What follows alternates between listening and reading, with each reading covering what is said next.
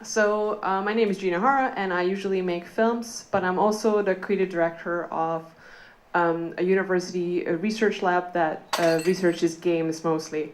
Um, and I often work on the borderlines of tech, and I was also one of the first people at Kibu, so I'm also an alumna.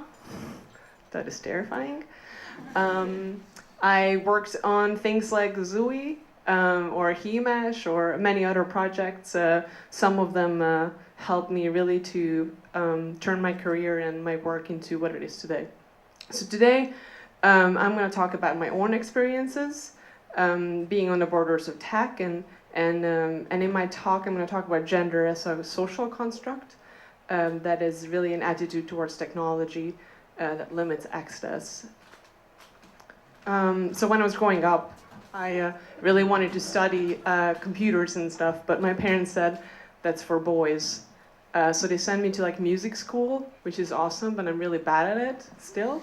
So in my free time, I read walkthroughs of games like Duke Nukem because I couldn't play them. And then basically what I noticed throughout my research now, and looking back at my own childhood as well, is that studies show that girls around the ages of 11 to 15, they lose interest in science, technology, engineering, and math, and similar occupations that are often male-dominated. And although there's a funnel and people, some women just fight through, in my research I often find there are classes of engineers of 800 people where there are only 2 women. Here's a quote from a student who I interviewed at a university where the teacher just didn't think that she was part of the class. And of course there are exceptions, and a study of Robert Jones shows that women have always been there at the dawn of new technology, but they're often excluded from the discourse surrounding it. So we all can name many men scientists and comic artists and filmmakers and so on, but we kind of struggle to name female ones, which means there are not a lot of role models. And also it's about looks.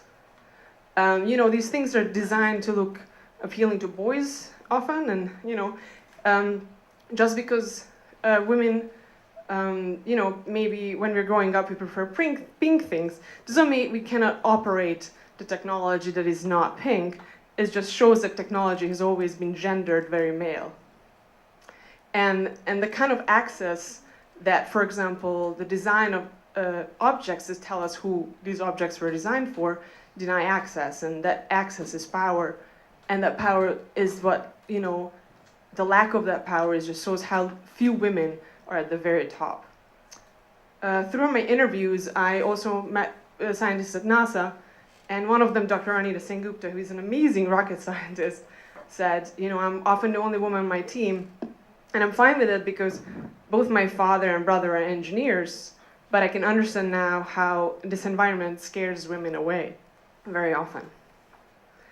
Many young women develop a relationship with technology that is anxiety-inducing, and they often find that that this general sense of unease actually manifests in psychological tension that is surrounded by fear, a fear of failure especially. There's a lot of research that shows, including Margaret Moore's research, that shows that when women make mistakes in tech fields, they're often contributed, it's because they're women. And it's kind of hard to work with that. That's not something we can fix. Pro gamer Stephanie Harvey, who is among the best gamers in the world currently, she says, you cannot just be an engineer or a programmer or a gamer. You're always a woman engineer, a woman programmer, a female gamer. And this kind of language is something we cannot escape. So basically, the problem is to be excluded from discourse, culture being discouraged to join, and to be judged harsher. But there is a lot that we can do. Things like, being invited to be part of Kibu after learning music and art in school. But there are a lot of things that we can do ourselves now and tomorrow, today and tomorrow. one of the first things, obviously, everybody knows representation matters, and you need to get the bodies in the room, and you need to show that women are studying, and you have to make role models. Basically, you have to let these people shine. Next thing is which is very often forgotten and little talked about, is taking care of those bodies in the room. So you have to change the work environments. You have to listen to people, these new people who are coming into spaces, and you have to make sure that they're being taken care of. Third thing is teach. Is the next generation. You have to let girls experiment and try different things, and don't tell girls that she should think just because computers are for boys. That is not okay. So and it's also very unfair that girls can wear skirts and boys don't you think so? Skirts are very comfortable. Fourth thing, don't ever assume. We are all full of biases and assumptions, and we kind of consciously have to get rid of them or compensate for them.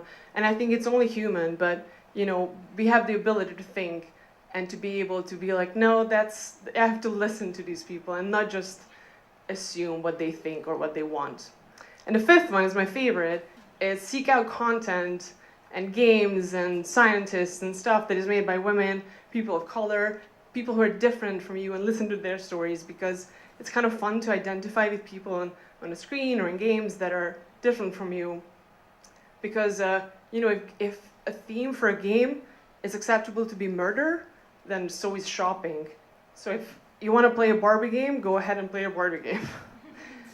Thank you very much. Follow my Instagram and my Twitter, and watch out for my film, Geek Girls, that is coming out next year. 6 minutes.